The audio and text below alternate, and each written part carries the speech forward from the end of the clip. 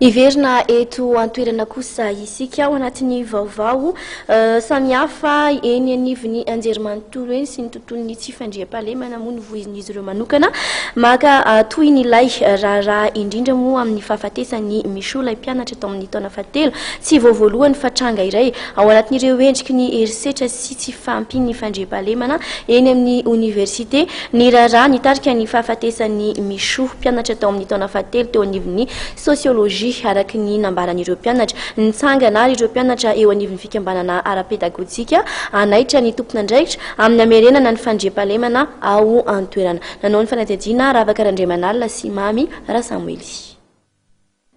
Maro amin'ireo trangana tsy fandriam-pahalemana miseho any amin'ny faritry ny université n'Antananarivo no tsy ampahafantarany ireo niarambona amin'ny tompona andraikitra akory. Ankoatra ireo tranga efa fantatra sy miseho an-gazety samihafa, olona nambaran'ireo mpianatra mivondrona eo anivon'ny fikambanana ara-pedagojika. Noho ny fatsapan'izany sy tao aoriana ilay fahalasana ny tovovavy kely Miso vao 12 taona monja taona fahatelo teo anivon'ny sosiolojia dia maro ireo peta-drindrina napetraky ny mpianatra miantso amin'ny ampitsarana ny herisetra amin'ny endriny maro ety amin'ny anjerimanontolo. Misy ihany koa ny sosikevitra tolotry ny mpianatra entina mampiena ny tsy fandriam-pahalemana eny amin'ny tontolon'ny université.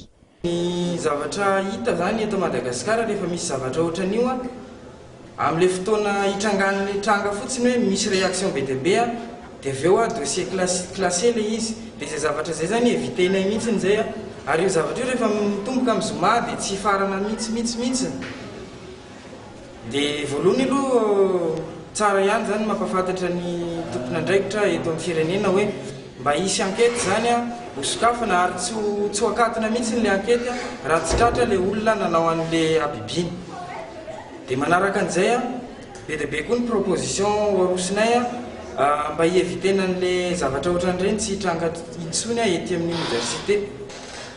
Ohatra zany hoe après an'io amin'ny zoma io isy fanadiovana faobe ho ataon'ny mpianatra université ny lobolobo rehetrarehetra ety amin'ny université hatreny amin'ny cité universitaire.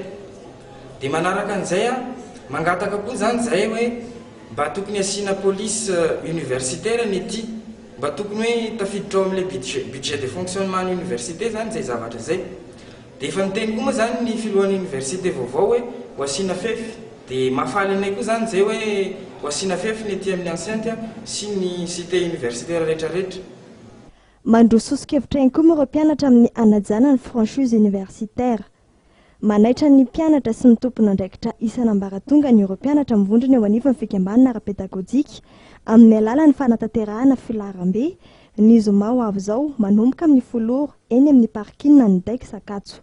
Anao fanamiana amin'ny loko fotsy avokoa ireo rehetra indray anjara amin'izany raha ny fantatra.